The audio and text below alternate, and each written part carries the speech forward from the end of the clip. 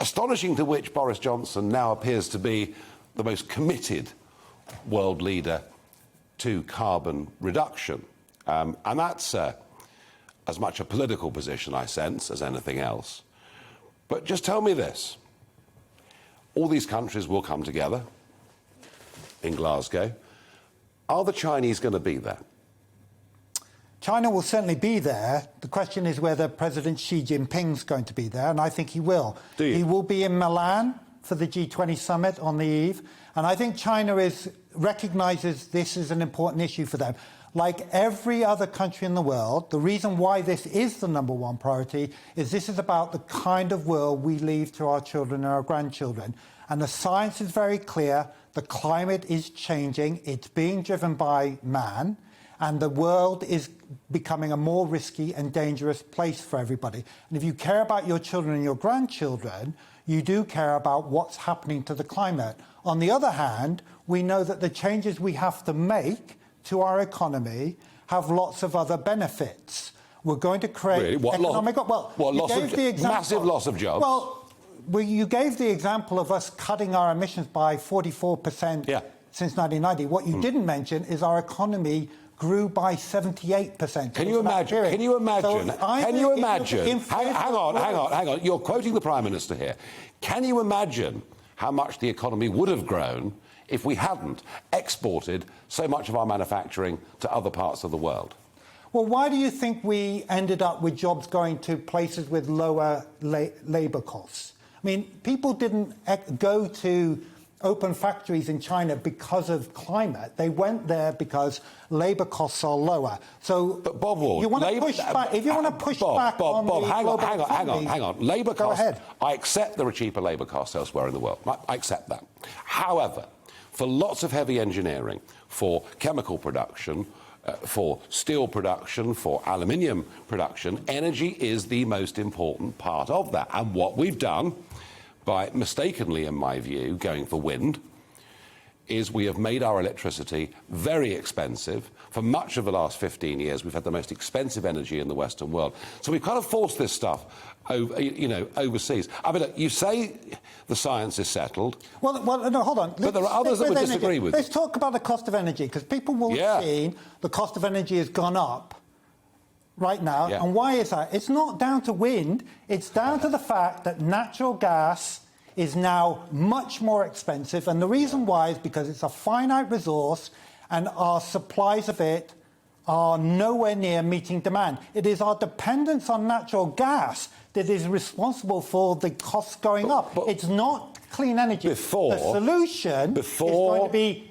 domestic sources of clean energy. Before the gas price went up, before the gas price even started going up and being discussed, all right, people were already paying more than 20% extra. Now, estimates vary, but 20% is a very conservative estimate. Some say it's high as 35.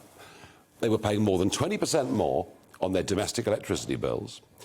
Companies were paying the same, those that needed it for manufacture, all of it to subsidise wealthy people who own land and put wind turbines on it, and big foreign companies building offshore wind farms in the North Sea and elsewhere. I mean, surely, Bob, my point to you is this: if you want to carry the public on this, and you do, because you believe in what you believe in, and I absolutely accept that, I understand that. You've got to understand that outside of London, outside of the think tanks, outside of what you do, outside of Westminster, out there in the country, there is great scepticism about CO2 and climate change. And people are saying, why the hell are we paying a huge price for this when China's doing nothing? And you've got to carry people with you.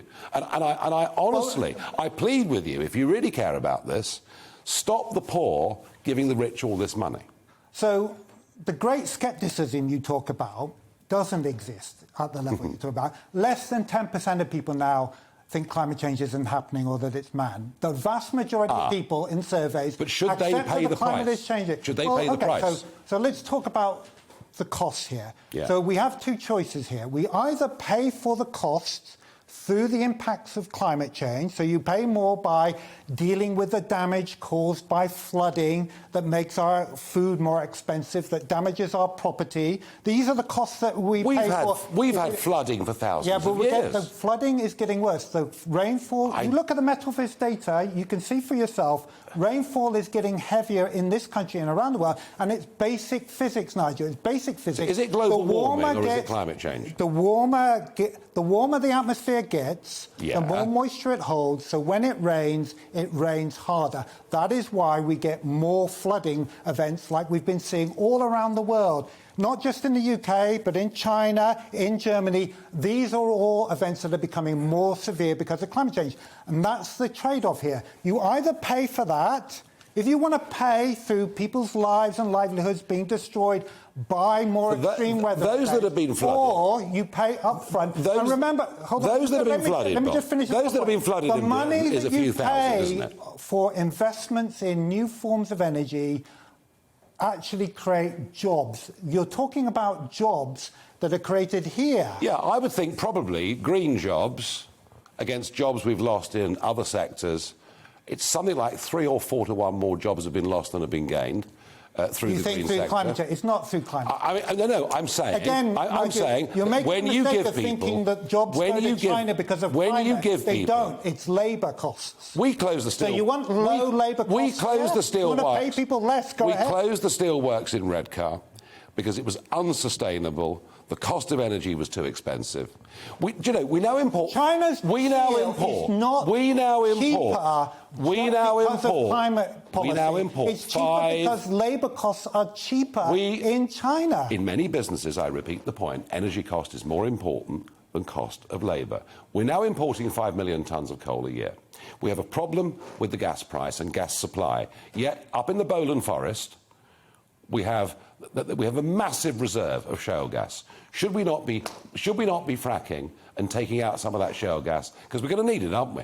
If shale gas can be extracted without causing environmental damage locally, and that local populations agree, then go ahead and do it. But don't make any mistake to think that that's going to solve our problem. There's nowhere near enough shale gas to make any difference to the price of natural gas, because the gas that we buy on the European market will not change because of the small amount of shale gas we have. We currently are reliant on massive imports of natural gas. All you will do with shale gas, and this is what the experts have shown, is all you're going to do is replace the gas that is going offline in the North Sea. It is not going to change it. If we make ourselves more dependent on natural gas, we will pay the price that we're seeing now. We could be independent. Last question, and it's an important one in terms of strategy. Given that electricity generation is about 40%, I think, of all the CO2 that we produce in this country, is it time to say that the only reliable form of energy available to us right now that actually does not release CO2 is modern nuclear energy? Is that the way we need to go? I'm in favour of keeping nuclear and for it being part of a mix. We want a diversified, clean energy mix. But also solar and wind also has a role to play. We do need to have developments in storage, but they are coming along. I've been hearing that for 20 years and none of it's ever happened. Well, that's none of it's ever happened. If you're telling me that the storage of batteries has not improved in your mobile phone, then it's completely wrong. Not to power the national grid. On the scale. And finally, Bob Ward, Nigel, to the people at home watching this or watching it on catch-up, should they be more worried about climate change than about jobs, prices and their kids? These are not the choices. Changing to a low-carbon, clean, efficient economy will create better jobs, better growth, better climate all round for us. They're exactly the same. Well, I tell you what, if it can be done without taxpayer subsidy, I'd be with you in many, many ways. Welcome to the GB News YouTube channel. You can watch us live 24 hours a day, catch up on your favourite shows and join in the conversation in the comments below. Don't forget to subscribe and you'll never miss any of our exclusive content.